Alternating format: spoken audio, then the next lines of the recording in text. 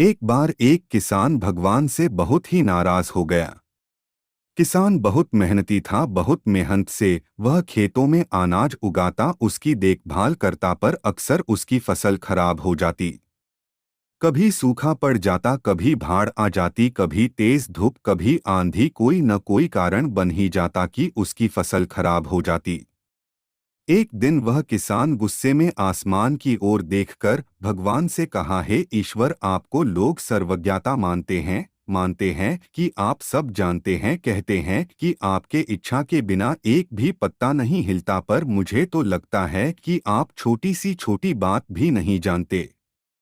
आपको तो ये भी नहीं पता कि खेतीबाड़ी कैसे करते हैं। अगर आप जानते होते तो हर समय जो बाढ़, आंधी और तूफान आते हैं वो कभी नहीं आते।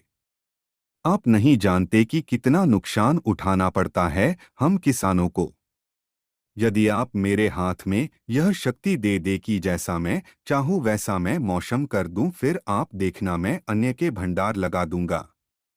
भगवान इस किसान के तीखे वाक्य सुनकर मुस्कुरा रहे थे और वह किसान के सामने प्रकट होकर बोले, मैं आज से तुझे यह शक्ति देता हूँ कि तुम अपनी खेतों पर तुम्हारी जैसी इच्छा ही तुम वैसा मौसम कर दोगे। मैं बिल्कुल भी दखल नहीं दूंगा, तुम्हारी इच्छा से सब कुछ होगा। किसान बहुत खुश हो गया।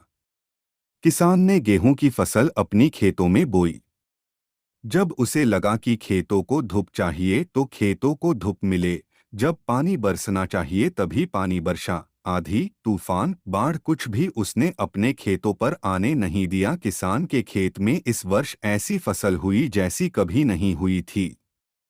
हरी भरी लहलहाती फसल, मन ही मन वह बहुत खुश हो गया और सोचने लगा, अब सबूत के साथ दिखाऊंगा भगवान को कि इसे कहते हैं शक्ति का सही उपयोग। मेरी सफलता देखकर उन्हें अपनी नियम जरूर बदलने पड़ेंगे। कुछ दिन गुजरे, फसल कटने को तैयार हो गए। किसान बहुत उत्सुकता के साथ फसल को काटने लगा, पर जैसे ही उसकी नज़र गेहूं की बालियों पर गया तो उसने अपना सिर पीट लिया और वह रोने चिल्लाने लगा। गेहूं की एक भी बाली के अंदर गेहूं का दाना नहीं था, सारी बालियां अंदर से खाली थी। किसान बहुत दुखी हो गया। उसने भगवान को रोते हुए फिर पुकारा, हे प्रभु, तुमने ये मेरे साथ क्या किया? क्या तुमने मुझे कोई सजा दी? भगवान बोले, पुत्र, ये तो होना ही था। तुमने पौधों को संघर्ष करने का मौका ही कहाँ दिया? ना तो तुमने उन्हें आंधियों से जूझने दिया, ना तेज बारिश से सहने दिया और ना ही धूप में तपने दिया। एक भी चुनौती का सामना तुमने उन्हें नहीं करने दिया, इसीलिए सारे पौधे अंदर से खोखले रह गए।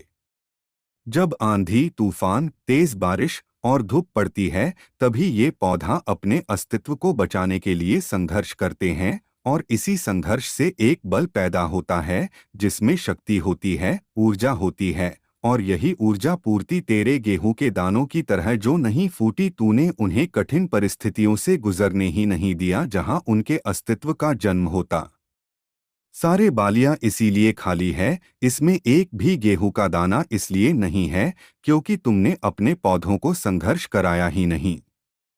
याद रखिए, स्वर्ण में सवर्णीय आभात तभी आती है जब वह आग में तपने, गलने और हथौड़े से पीटने जैसे संघर्षों से गुजरता है।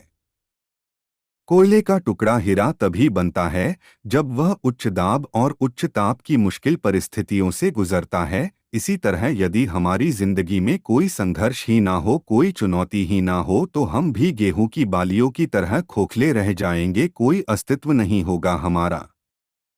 विपरीत परिस्थितियां, चुनौतियां, समस्याएं हमें और अधिक निखारती है। यदि जीवन में कठिन परिस्थितियां और चुनौतियां आए तो घबराना मत, बल्कि सामना करना। विश्वास करना कि आप और अधिक निखर जाओगे और अधिक मजबूत बन जाओगे। किसी ने कितना सही कहा है, जिंदगी जीना आसान नहीं होता, बिना संघर्ष कोई महान नहीं होता। जब तक ना पड़े हथौड़े की चोट तब तक पत्थर भी भगवान नहीं होता।